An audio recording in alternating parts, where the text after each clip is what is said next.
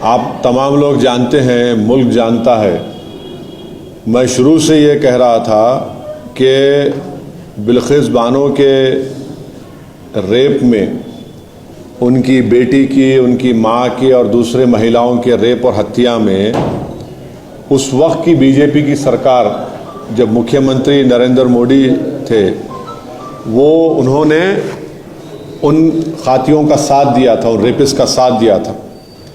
बिल्किस बानो का रेप हुआ, उनकी मासूम बच्ची का कत्ल हुआ और बिल्किस बानो ने ये लड़ाई खुद से लड़ी इंसाफ के लिए, अपने इंसाफ के लिए। तो जो उस वक्त जब बीजेपी नरेंद्र मोदी मुख्यमंत्री थे, उस जो माहौल था गुजरात में, बड़ा ही ख़राब माहौल था। तो इसीलिए इस ट्रायल को महाराष्ट्र में शिफ्ट किया गया। और ये बात आपको याद रखना चाहिए कि बीजेपी ने ही इन रेपिस्ट को छुड़ाया जिन्होंने बिल्किस बानो से जुल्म किया।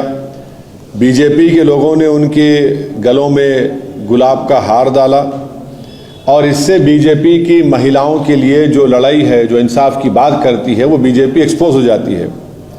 दूसरा पॉइंट उसमें यह है कि आज कोर्ट ने क्या कहा, सुप्रीम कोर्ट ने कहा the state of Gujarat acted in complicit with the convicts, यानी स्टेट ऑफ गुजरात खुद इन रेपिस्ट के साथ कॉम्प्लिसिट थी। बुनियादी बात यह बेसिकली ये है कि गुजरात में बीजेपी की सरकार रेपिस्ट की मदद करने का काम कर रही थी और ये बात आप भी जानते हैं कि उसमें बीजेपी के दो एमएलएज ने ये एंडोर्स किया कि इन रेपिस्ट को छोड़ दिया जाए और एक बीजेपी के एमएलए ने उनको संस्कारी भी कहा था। आज सुप्रीम कोर्ट ने ये साफ कर दिया कि गवर्नमेंट ऑफ गुजरात, जो बीजेपी की सरकार है वहाँ पर, उन्होंने बिल्किस बानो के रेपिस्ट को छोड़ने में मदद की, फ्री किया, और जबकि उनके पास ये इख्तियार नहीं था। मैं सुप्रीम कोर्ट के इस फैसले का वेलकम करता हूँ, खैर मुक़द्दम करता हूँ और उम्मीद करता हूँ कि मुस्तक़बिल में, फ्यूचर में कोई भी सरकार इस तरीक़े से एक्ट नहीं करेगी जिससे रेपिस्ट को छोड़ दिया जाए। रेपिस्ट जो होते हैं महिलाओं के, उनको ये मालूम होना चाहिए कि उनके पास कोई इम्यूनिटी नहीं है और अगर कोई रेपिस्ट से समझ लेगा कि मेरे पास एक रूलिंग पार्टी का आइडियोलॉजी का मैं मानने वाला हूं तो मुझे वो सरकार छोड़ देगी, वो उनको ये समझ जाना चाहिए कि पॉलिटिकल आइडियोलॉजी से आपको नहीं छूट मिलेगी। और आखिरी बात ये है कि इस तमाम चीज़ों में हम यूनियन होम मिनिस्ट्री के रोल को भूल जा रहे हैं। यूनियन होम मिनिस्ट्री के आज जो वज़ीर हैं जनाब अमित शाह, उन्होंने अप्रूवल दिया था इनका रिमिशन और प्रीमेच्योर रिलीज के लिए, और एक जुलाई 11, 2022 का लेटर है यूनियन होम मिनिस्ट्री का। हम पूछना चाह रहे कि क्यों अमित शाह की होम मिनिस्ट्री ने इस तरह लेटर दिया। तो इससे बात साफ जाहिर होती है कि नरेंद्र मोदी जो नारी शक्ति की बात करते हैं, ये सिर्फ जुमलेबाजी है और इन्होंने यहाँ पर बिल्किस बानो के रेपिस्ट को छोड़ने का जो काम किया, इससे एक्सपोज होते हैं।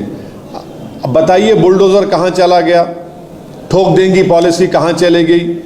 बीजेपी बिल्किस बानो के रेपिस्ट को छोड़कर बीजेपी आज रेपिस्ट के साथ खड़ी हुई है, चाहे वो सरकार में हो, सेंटर में हो या स्टेट में हो।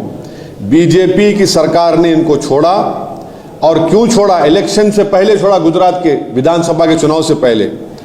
अब बीजेपी इस जजमेंट के बाद खामोश क्यों है? बीजेपी आज बीजेपी को खामोशी तोड़नी चाहिए।